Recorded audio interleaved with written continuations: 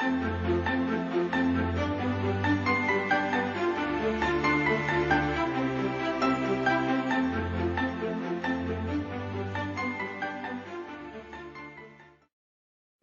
ahead, sell me this pen.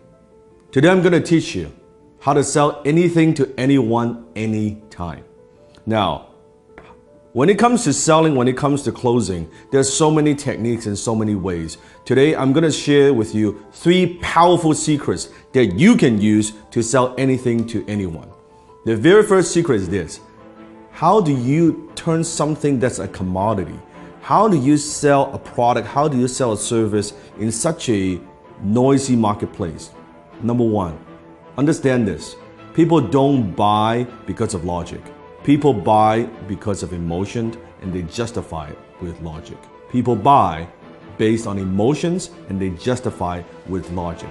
I want you to think of something that you want to buy in your life. It could be a car, it could be a house, it could be anything. Just I want you to picture that. Once you have that in your mind, I want you to ask yourself this question. Why do you want to buy it? Why do you want to buy that particular item? Why do you want to own that item? Why is that? Maybe it's a new suit, it looks good on you. Maybe it's a new dress. Maybe it's a new car. Maybe it's a new house. Maybe it's that vacation. But why do you buy it? I want you to dig a little bit deeper. If you peer through the layers, I think you'll realize you are buying emotions. Maybe you buy the item because of greed. You want to make money or you want to save money. Or maybe it's because of generosity, that by buying this item is going to help other people. Have you noticed sometimes even there are companies out there, if you buy this particular product, they're going to donate a certain amount to charities? Maybe you buy because of generosity. Maybe because of shame, that if I don't buy this, I'll look foolish. If I don't own this, I'll look foolish. Or maybe it's fear, that if I don't buy this, I'm going to be missing out. I don't want to miss out. Maybe it's an escape, that you go on the vacation, your 9-to-5 job is driving you fucking crazy, and you say, oh man, I need some time off. Maybe doing it, buying it because of escape. Whatever those reasons are, those are very often emotional reasons. So you buy because of emotion, and you justify with logic. So think about when you're selling something to somebody. Are you just talking about features and benefits? What this thing would do for you? Or are you pushing those emotional hot buttons? I remember one time I was in Harry Rosen, which is a very well-known kind of menswear store, high-end in Vancouver. I walked into the store and I was walking by the Tom Ford section. And the salesman approached me and said, sir, is there anything I can help you with? I said, no, I'm just browsing around. And he said, do me a favor. Put this suit on. Now, at the time, I've never owned a Tom Ford suit before. I have a lot of suits, but I don't have a Tom Ford suit. He said, do me a favor, put this on. I said, all right. I put it on. He said, how do you feel? Well, it feels pretty good.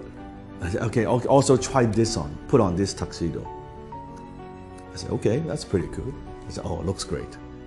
He said, sir, are you a fan of James Bond? I was like, who isn't a fan of James Bond? Like, duh. He said, you see this suit right here, this tuxedo, is the exact suit, exact same design as James Bond wears in Casino Royale. You know the scene when he was gambling? I said, fuck, it looks good, right? And before you know it, I bought the damn fucking tuxedo, right? And it's a lot of money, costs a lot of money. And if you think about that, what am I buying? I'm buying emotions. What I'm buying is this. I'm buying when I wear this tuxedo, I feel good. As a James Bond fan, I feel like James Bond. Even logically, I know this, of course, is not James Bond. I'm not James Bond. But emotionally, it takes me there. This is cool that I own, I wear the same tuxedo, the same fit, right? The same everything. And then he upsold me on the damn, like the shirt and the cufflink, the whole 9 yards, right? That's what I'm talking about. People buy because of emotions and they justify with logic. You have to understand that. Don't push your products. Don't just push your services. Don't push the features and benefits. Think about what are those emotional hot buttons that you're pushing.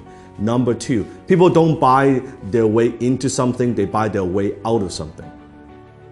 It means people very often they're buying something because they have a problem they want solved. They want to buy their way out of that problem. People don't buy the drill, they want to hold on the wall. So what is it that you are helping them solve? That what problem? What is it? What is that thing? You have to understand. So I always say the amount of money that you make is in direct proportion to how deep you understand your marketplace's pain. The amount of money you make is in direct proportion of how deep you go, how much you understand your marketplace's pain.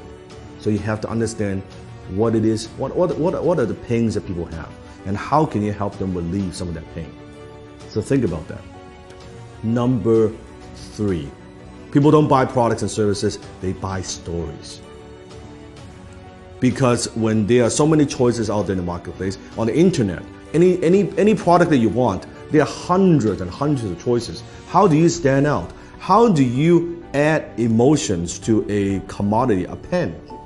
What's the difference between a $2 pen like this or an $800 Mont Blanc John F. Kennedy limited edition exclusive pen? $800 pen. It's the same pen. It's the same functions. Story.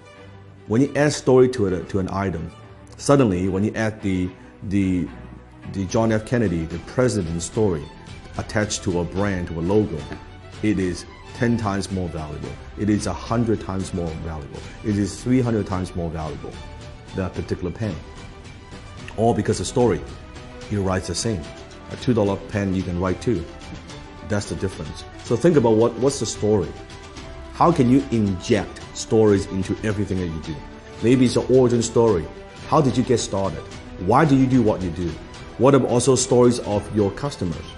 I just launched a new YouTube channel. You can click on the link below. I'll put a link below in the description. You can check it out. It's the Dan Lok Global Community on YouTube. It has nothing to do with the program that I teach. It has everything to do with stories. It's stories from my students, what they have learned, their background, their stories. It has nothing to do with me. It has nothing to do with the program that I run. It has nothing to do with that but stories. It's other people's stories, other people's success stories.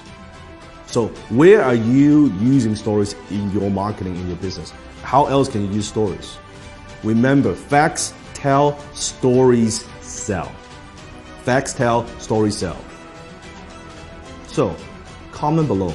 Tell me, based on these 3 secrets, how will you sell me this pen? Go ahead, comment below, sell me this pen.